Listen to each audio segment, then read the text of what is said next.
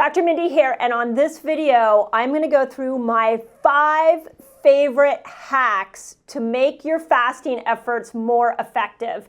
And this one is specifically for women because if you've been following me here, hopefully you know that women have to do fasting a little different than men.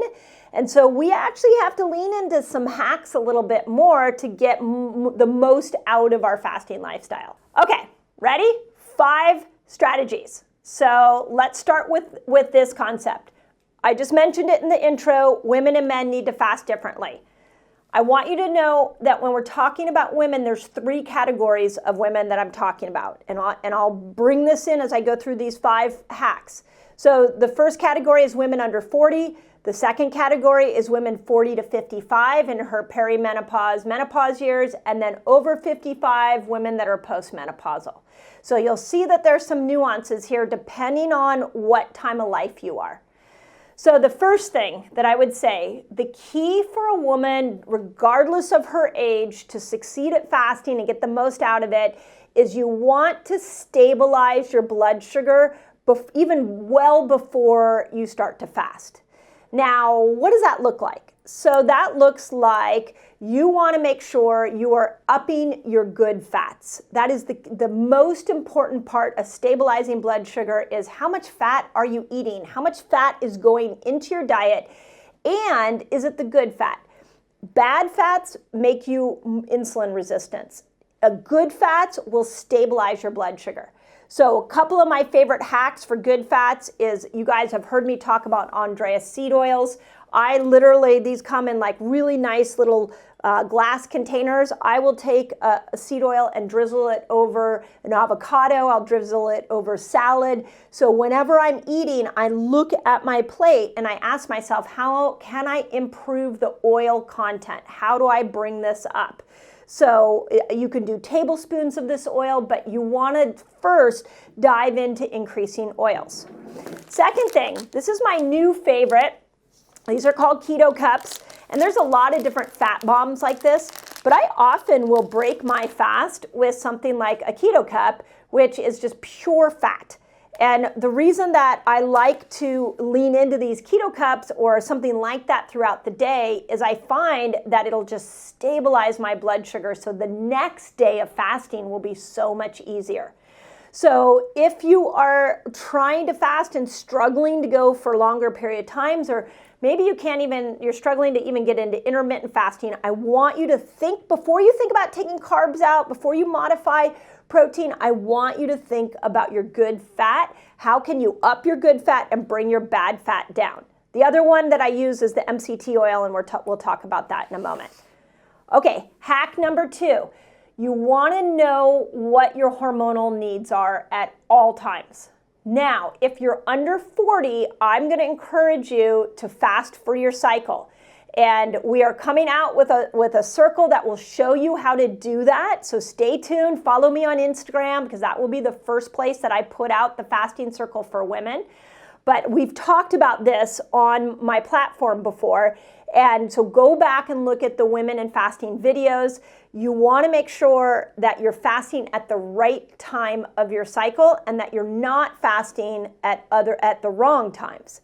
The most simple way to say this is in a 30-day cycle for women under 40, day 1 till about day 15, you can pretty much fast. But then on the back half of your cycle, especially as you get closer to your period, you're going to have a harder time of fasting. So you're going to want to we have a couple other tricks we recommend. So go watch those videos, but know your hormonal setup. Now, perimenopausal women, it is more important than ever that if you go anywhere from 15 days for your cycle and then 60 days at another time, that you are tracking your cycle and you are clear when progesterone levels are low and when cortisol is high. So the perimenopausal woman is really sensitive to cortisol levels, more than any other woman, so 40 to 55. So if you are under a tremendous amount of stress, that day, you're not going to want to try to do a longer fast. You may not want to fast that day. But the hack for you is that on the day that you are not stressed, then man, you should lean into more longer fasts. But a lot of stress and fasting don't go hand in hand. So look for the days that you are not under a tremendous amount of stress and make those your longer days of fasting. And then women over 55, I highly recommend a Dutch test. Know your hormonal levels and make sure that you're minding progesterone. Make sure 1 day a week you're stepping out of a fasted lifestyle and you're leaning into hormone building foods. So post-menopausal women can really fast at almost any time, but you still have to be mindful that you can tank progesterone and it'll make fasting more difficult. So you want to have some variation. So number 2 is know your hormones, know where you're at. Okay, I got to interrupt this video because I have a free guide for you so you can master fasting. It's called A Beginner's Guide to a Fasting Lifestyle. And all you've got to do is click here and you can jump right in. Okay, number 3. This is one of my favorite. Power up your coffee. So check this out. There's some really cool hacks around coffee. And you can do a couple of cups in the morning if that works for your adrenals. So MCT oil. I like Dave Asprey's Bulletproof MCT oil. Putting a couple of teaspoons of that in your morning coffee is going to help to kick you into the ketogenic energy pathways, get you more ketones. When ketones go up, your hunger will go down. So add some oil in the morning. Then there's a second cup of coffee you can have a couple of hours later. Maybe it's decaf. But in this second cup of coffee, I want you to try something. And this is a little hack I learned from Dave Asprey. You can go see his podcast interview that he did on the Resetter podcast. And he blends that second cup of coffee up. He puts it with MCT oil and inulin. So this is huge. I've never spoken of this on any video here on YouTube. Inulin is a fiber in the gut that will help to manage blood sugar and will help with hunger. So the inulin that I like is called FBR. If you want the link for that, just put FBR in the comments and we'll send you the link. But get a blender, put a cup of coffee, put your MCT oil, maybe you do a tablespoon. This is maybe your lunch snack. And then add in a teaspoon of this inulin, blend it all up and drink it like a smoothie, like a frothy smoothie. And now that acts like lunch. So you can use that. You've had your fat in the morning. You've now leaned into this fat bomb at lunch. Maybe the day before you added all your good fats in, and now we're really stabilizing blood sugar and we're making it easier for you to fast longer and longer. Okay, my 4th tip is drink your nutrients. So remember when we're fasting, we're not eating. Now we have that cool smoothie, shake coffee smoothie hack I just gave you. But what else? You know, a lot of fasting is just mental. So I really like a couple of tricks. LMNT is one of my new favorite minerals packets. You just open this up. I put it in a container of water in the morning, and I'm just drinking it all day long. It won't spike your blood sugar. It adds the minerals back in. I find it helps with the boredom in the brain, and it will move me past that little hunger spot that I get at 10 in the morning sometimes when I'm fasting. So try leaning into some of the added minerals. The other thing is thank you to Peak Tea. They've come up with a whole fasting line. So go check out their teas. And again, really important for boredom. I had a great interview with Simon Chang who on the Resetter podcast, and he talked about they created this whole fasting line so that people could have something to help them over the mental hurdle. So if you want to know what you can put in your water, just put drink nutrients in the comments and my team will show you these links as well. The other really cool drink hack that we haven't really talked about much on here is a product called Fast Tonic. And Fast Tonic is neat because it's hydrogen water.